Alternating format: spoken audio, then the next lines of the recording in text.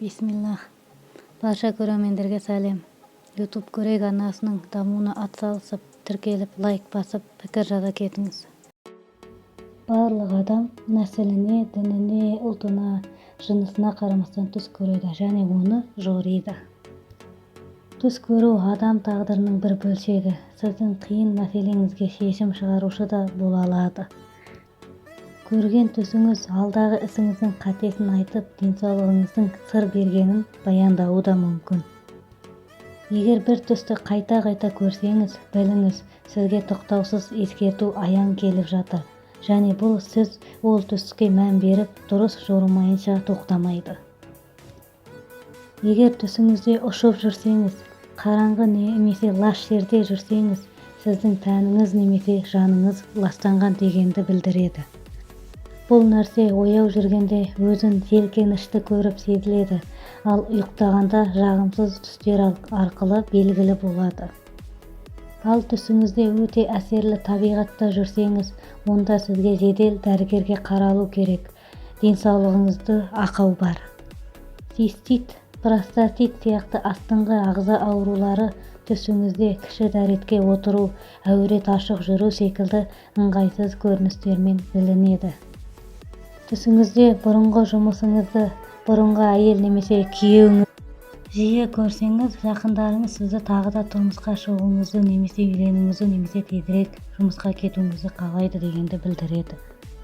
Түсіңізде қайтыс болған адам, яғни аруақ кірсе, мені алып кетеді немесе мені жақында өлемін деген ойдан аулақ болыңыз. Біріншіден, аруақ өлім періштесі емес, және ол сізге разы болған үшін немесе көмек сұрап кіруі мүмкін. Екіншіден, өлген аруақ кейпінде сізге кірген басқа нәрсе болуы мүмкін. Егер аруақ өмірде жасамаған істерді түсіңізде жасаса, түр әлпет қорқынышты, оғаштау болса, онда ол аруақтың өзі емес, басқа жаратылыс. Түстердің бәрі жорыла бермейді. Олардың арасында тамаққа тойып алып ұйықтағаныңыз үшін, ыңғайсыз жатқаныңыз үшін, лас ұйықтағаныңыз үшін және де тағы да басқа айналаңыздағы атмосфераға байланысты көріледі. Ал жорылатын түстер таза жерде өзіңізді ұйқыға дайындап жатқанда көрінеді. Көбінесе таңға жақын, қысқа мезгілдерде бұл 4-5 шамасында болса, ал ұзақ мезгілдерде сағат 3-4 аралығында көріледі. Бұндай түстерді түс жорушылар 3 топқа бөледі. Аян түстер, нәпсі түстер, шайтани түстер. Бұлардың арасында тек жорылатыны аян түс қана. Аян түс көрдіңіз бе немесе нәпсі шайтани түс көрдіңіз бе, ажырататын жолы бар. Егер көрген түсіңіз есіңізде анық қалып, ойлағанда жүрегіңізге жылы сезілсе, демек ол аян түс, оны жорыту керек. Ал көрген түсіңіз не болып, не қойды, басы бар, аяғы жоқ, ыстық күн сияқты көрінсе, онда ол нәпсі түске жатады.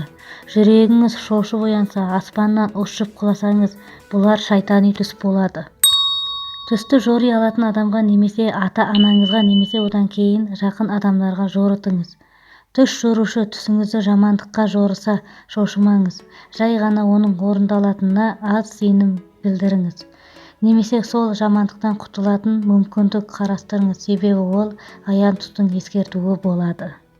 Сондай-ақ садақа беріп қойса да болады. Сіздермен болған YouTube көрек арнасы арнаға қолдау беріп, тіркеліп отырыңыздар, лайк басып отырыңыздар.